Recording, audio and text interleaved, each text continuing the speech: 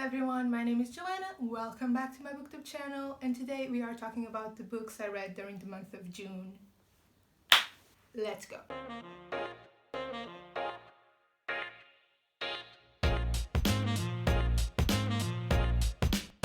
You know what a wrap-up is, so let's just get right into it. And I know I said this is my June wrap-up, but let's just start with the books that I read not during June, that I haven't talked to you about before. It's like two. I haven't read anything, I'm a disgrace. The first book I want to talk to you about is A Quiet Kind of Thunder by Sarah Bernard. This book follows our main character Steffi, who suffers from severe anxiety and has selective mutism, and our love interest, who is deaf. Because of her struggles to speak, Steffi has used British Sign Language since she was a kid, and when new boy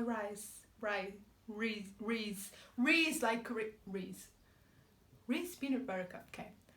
New boy shows up to school, he's deaf, a teacher assigns, or the director of the school, assigns Steffi to give him the rounds, since she knows kind of limited British Sign Language. I hope that's his name and Sarah J. Maas isn't lying to me. Reese, because it's spelled the same way. Okay. Like any YA contemporary romance, this just follows our two main characters falling in love. Because of Steffi's anxiety, this book deals with a lot of anxiety related topics, but I've never read a book, and especially not YA, that deals with selective mutism, so that was really interesting. It was really cool and really amazing representation. And I've also heard some readers who also struggled or currently struggle with selective mutism say that they really related to this book. And on the other hand, you have deaf representation. The author isn't deaf, but I think she did quite amazing research, and she does talk about it quite a lot in the book at the end, and does give you amazing resources if you know someone who's deaf, or even resources related to anxiety and other mental illnesses. I gave A Quiet Kind of Thunder 4 stars. I thought it was so cute. Like, if you're looking for something that's disgustingly adorable, this is a big recommendation. It was so adorable. I really liked the family dynamics in here. I really enjoyed that it was set in Britain, because I feel like BookTube is full of YA set in the US, so it was great that this was set in UK. Was it set in the north? I don't remember exactly where. It was set in England, I think. So yeah, I ended up really enjoying this book. I thought it was, just very standard for contemporary romance in the YA age category. But I thought it was really cute, and it dealt with amazing diversity, and yeah, do recommend this book. Next, I want to talk to you about The Leather Boys by Gillian Freeman. I hauled this in my secondhand bookstore haul, and I raved about how excited I was to find this in the UK. I actually paid full price. So basically, this book follows two best friends who end up having a romantic relationship with each other, and are also navigating gang life in London in the 50s? Not in the 50s, the 40s? I forget, something like that. I thought this was too short. So that's problem number one, and why I didn't get a better rating. I gave this 3.5 stars. I also thought this is quite old. This was published, when was this published? Like the 60s, I think? Let's check. Yeah, this was published in the 60s. So, although it deals with gay men, it also, I don't want to spoil anything if you want to read it, but like tragic gays, So I think if you're looking for some gay men in history, if that's what you want in your life, you should pick this up. But it's not the most amazing thing I've ever read. I still enjoyed it though, so 3.5 stars. Now all these books, I think, starting now, I finished in June. So let's start with the first thing I finished, which was To All the Boys I've Loved Before by Jenny Han. Everyone and their mom knows what this book is about. I actually watched the Netflix film before I read the book. Sorry! I know that's kind of like a crime, but if I hadn't really enjoyed the film, I wouldn't have read the book. So at least there's that. This was just adorable. I don't know what else to say about it. I think I like the film more. There really isn't anything else I want to say about it. I do want to continue. I listened to this on audio.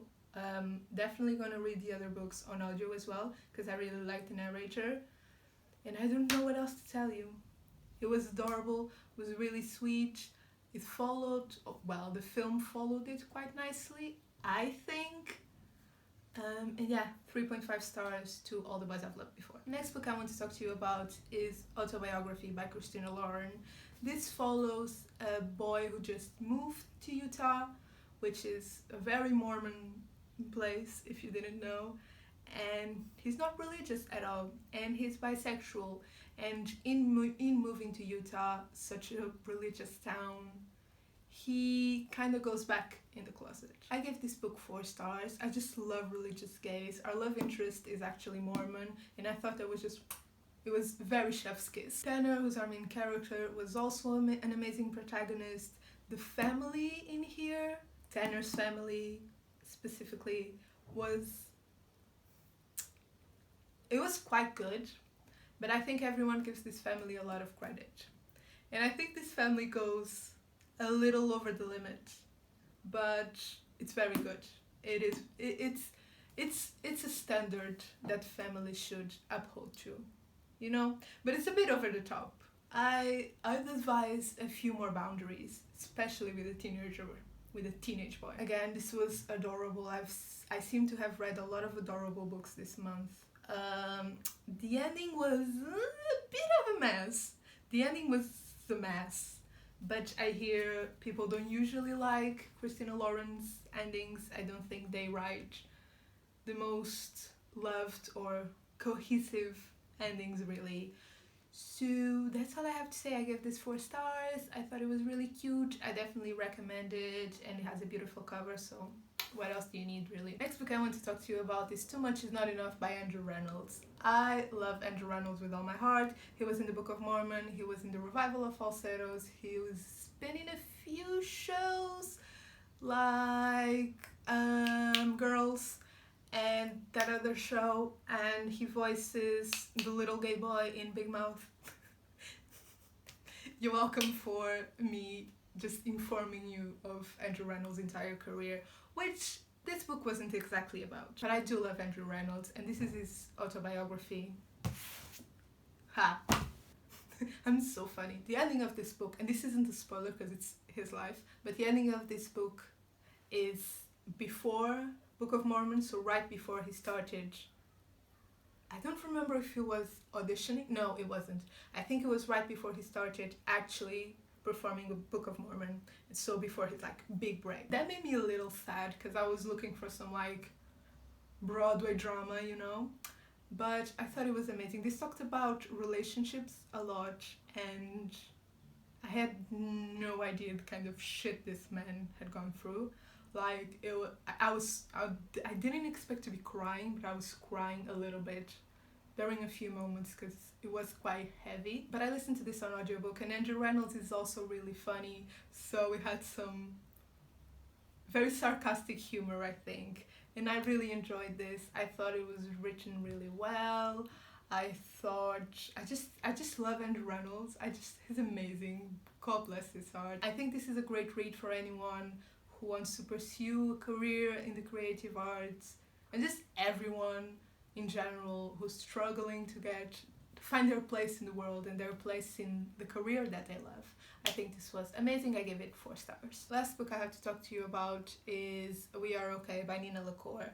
I haven't finished this that long ago, and I seem to have forgotten most things about it, but that's not really the book's fault.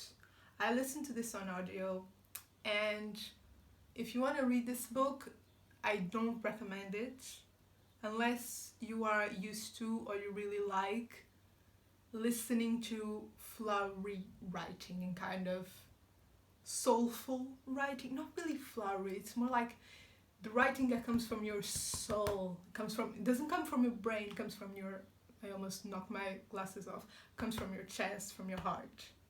That doesn't, I don't think that in this case translated to audiobook really well.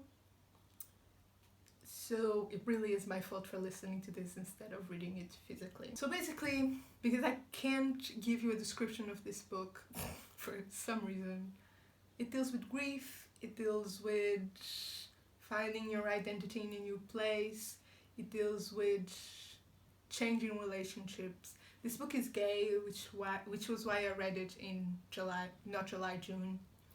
But something was missing. Our main character, whose name I can't recall, actually lost her grandfather, and so did I not that long ago. And I was hoping for some more connectedness, that's not a word. I was hoping to feel closer to this book and to this story. Maybe I was just not ready for it, and I kind of closed myself off.